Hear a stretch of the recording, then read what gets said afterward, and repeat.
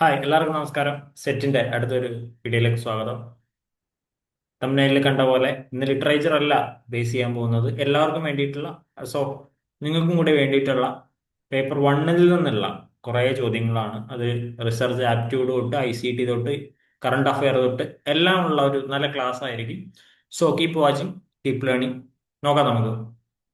എന്തായാലും അറിയുന്ന കുറേ ചോദ്യങ്ങൾ ഉണ്ടായിരിക്കും, അറിയാത്ത കുറേ ചോദ്യങ്ങൾ ഉണ്ടായിരിക്കും. ചില ചോദ്യങ്ങൾ കണ്ട് പരിഭ്രമിക്കാൻ നിൽക്കണ്ട. ആ ചോദ്യങ്ങൾ അങ്ങനെയാണെന്ന് മനസ്സിലാക്കിയാൽ മതി. ഇനിയും നമുക്ക് പഠിക്കാൻ ദിവസങ്ങളുണ്ട് എന്ന് വിചാരിച്ച് പഠിക്കാതിരിക്കരുത്. പഠിക്കാൻ തുടങ്ങാത്തവർ ഇനിയും പഠിക്കാൻ വൈകിക്കരുത്, അത്രയേ ഉള്ളൂ. സോ എന്തായാലും ചോദ്യങ്ങളിലേക്ക് പോവാം. The first and most crucial step in any research process is generally considered to be, ഒരു റിസർച്ച് തുടങ്ങുകയാണെങ്കിൽ ആദ്യം എന്ത് ചെയ്യണം? ഇപ്പോൾ സാധാരണയായിട്ട് നമ്മൾ ചോദിക്കാറുണ്ട്, ഒരു ദോശ ഉണ്ടാക്കണമെങ്കിൽ ആദ്യം എന്ത് ചെയ്യണം? ആദ്യം ദോശമാവ് എടുത്തിട്ട് ഒഴിക്കണം എന്ന് പറയുന്നതാണെങ്കിൽ തെറ്റ്. പോരാ, ആദ്യം അരിയും ഉഴുന്നും വെള്ളം ഒഴിച്ച് ഇടണം, അല്ലേ? അതുപോലെ ഒരു റിസർച്ച് പ്രോസസ് ആണെങ്കിൽ identification and formulation of the research problem. നിങ്ങൾക്ക് പ്രശ്നമുണ്ടെങ്കിൽ മാത്രമേ അത് പരിഹരിക്കാൻ പറ്റുള്ളൂ, അല്ലേ? അങ്ങനെയുള്ള ഒരു സന്ദർഭത്തിലാണ് നമുക്ക് എന്ത് ചെയ്യാൻ പറ്റുക? Identification and formulation of the research problem എന്നുള്ളതാണ് ഫസ്റ്റ് സ്റ്റെപ്പായിട്ട് കാണുന്നത്. Obtaining a research participants voluntary informed agreement to take part in a study is known as securing what? Informed consent. കൺസെന്റോട് കൂടി ചെയ്യുക. Okay. So to clearly explain the study purpose, risk and procedure, അതൊക്കെ ചെയ്യാൻ വേണ്ടിയിട്ടാണ് ഇത് ചെയ്യുന്നത്. Okay. Using another person's work, ideas or words without proper acknowledgement is defined as, മലയാളത്തിൽ പറഞ്ഞാൽ കോപ്പിയടി അല്ല, പ്ലേജറിസം. പാരഫ്രൈസിങ് വേറെയാണ്. പാരഫ്രൈസ് ചെയ്യുക എന്ന് പറഞ്ഞാൽ ഒരു പാരഗ്രാഫിനെ മാറ്റി ചുരുക്കി എഴുതുന്നതാണ് പാരഫ്രൈസിങ്. പിയർ റിവ്യൂ നമുക്കറിയാം, ട്രയാങ്കുലേഷൻ നമുക്കറിയാം.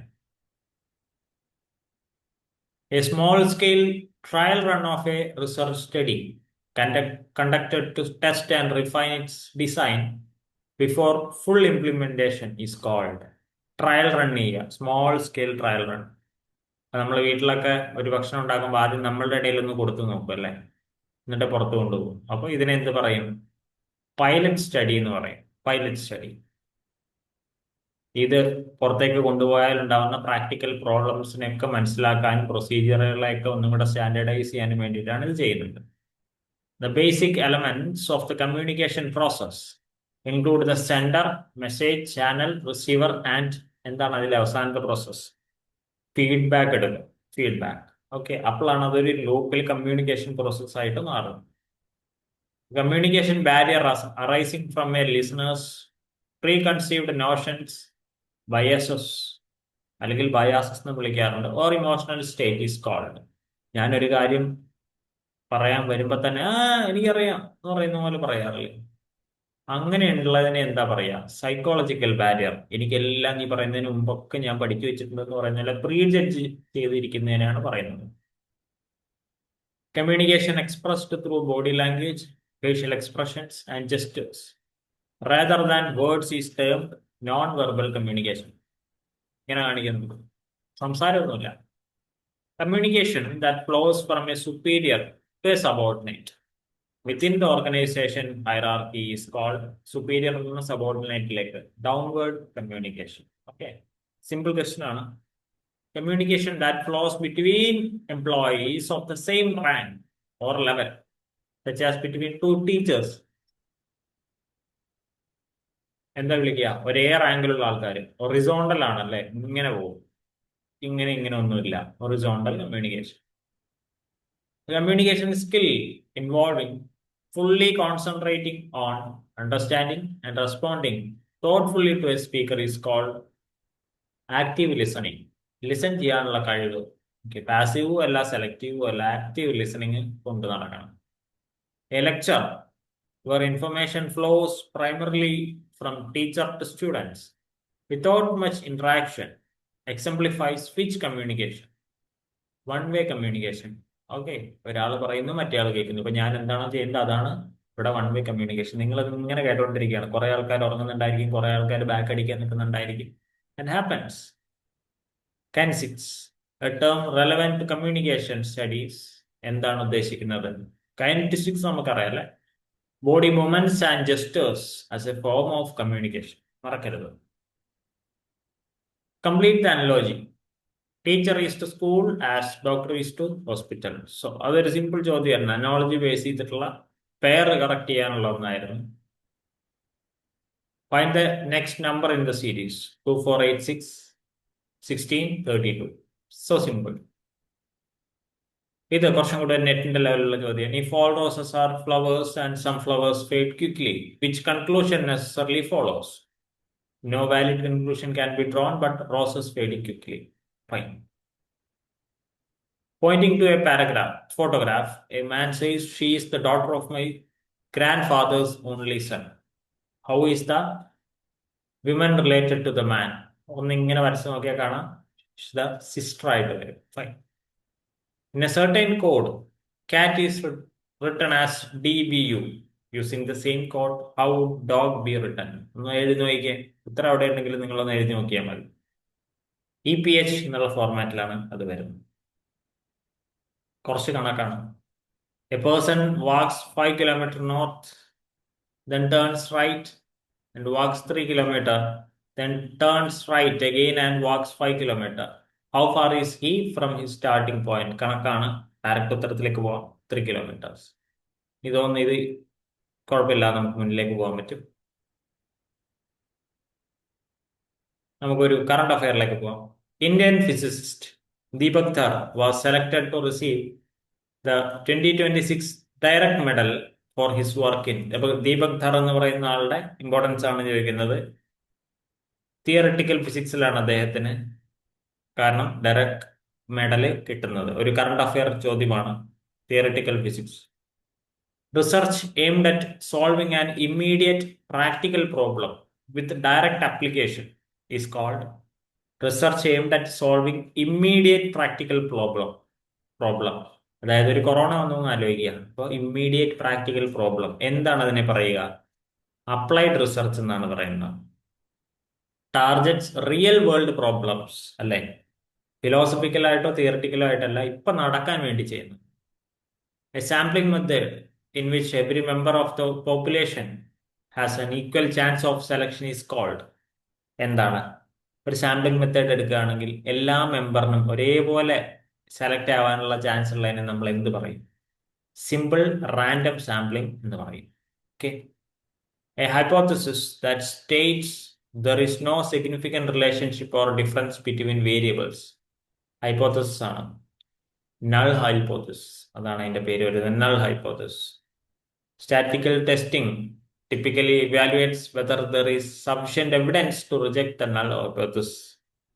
Okay, alternative hypothesis ഉണ്ട്, null hypothesis ഉണ്ട്.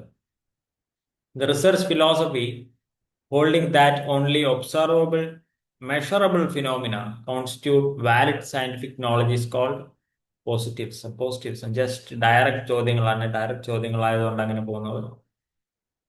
A systematic survey of existing scholarly work on a topic. അതായത് ഒരു ടോപ്പിക്കിൽ സ്കോളർലി വർക്ക്സ് ഉണ്ട്.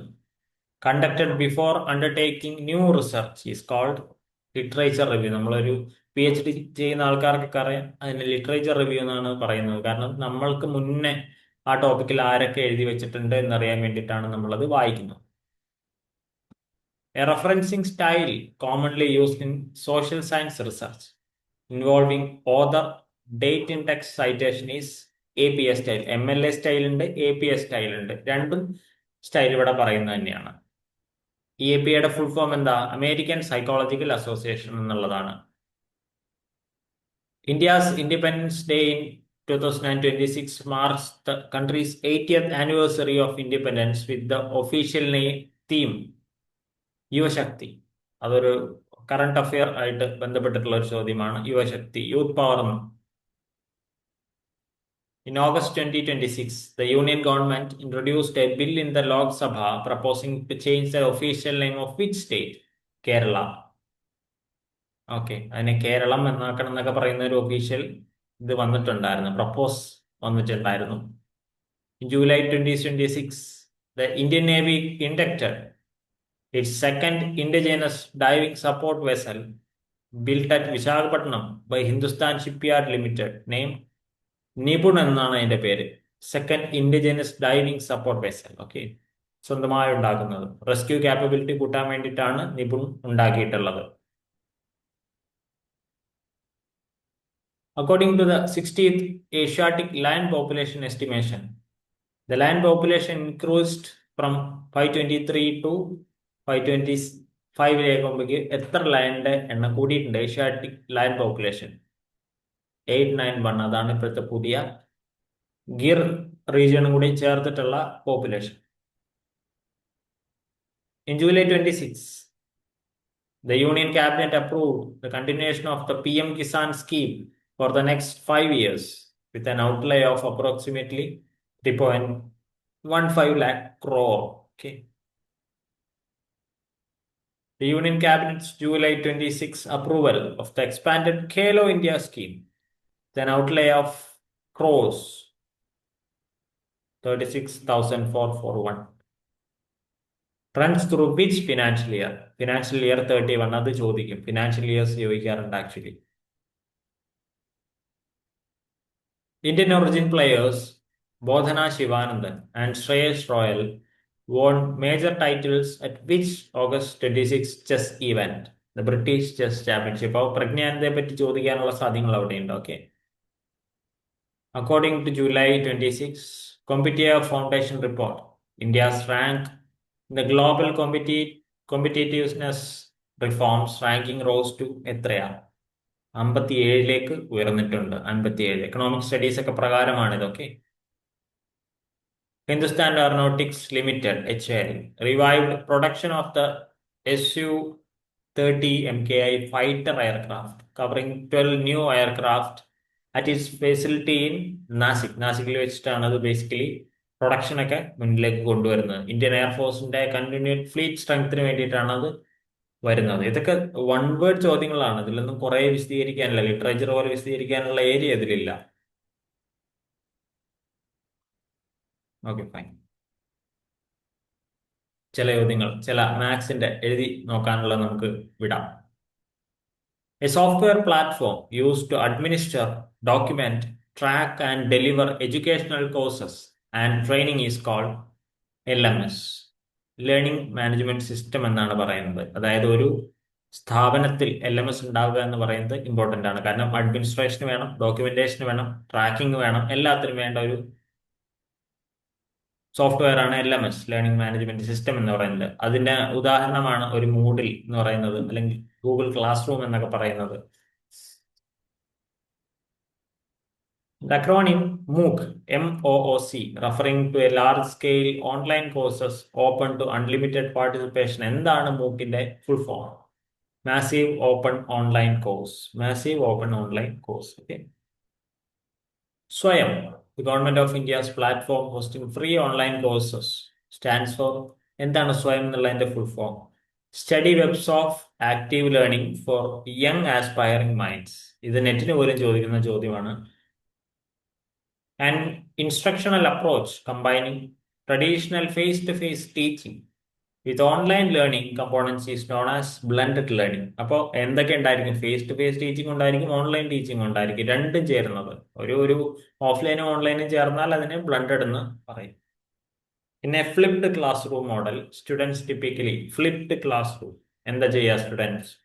Study new content at home and engage in application or discussion in class. Flipped classroom ആണ്, flipped. SCORM, SCORM, a widely used technical standard for e-learning content, primarily ensures what? Interoperability of e-content across different learning management system. ഇപ്പൊ നമ്മൾ പറഞ്ഞു ഒരു സ്ഥാപനത്തിൽ ഒരു LMS ഉണ്ടായിരിക്കും. പക്ഷെ SCORM എന്ത് ചെയ്യുന്നു? ഈ കണ്ടന്റ് അക്രോസ് ഡിഫറെന്റ് LMS നമ്മൾ കണക്ട് ചെയ്യാൻ വേണ്ടി ശ്രമിച്ചുകൊണ്ടിരിക്കുന്നു. The National Digital Library of India, NDLI, primarily provides what? A single window search platform for academic content across disciplines and levels. NDLL, single window search for multiple. Okay. Diksha, A national platform for school education in India primarily serves to provide what? ദീക്ഷ എന്താണ്?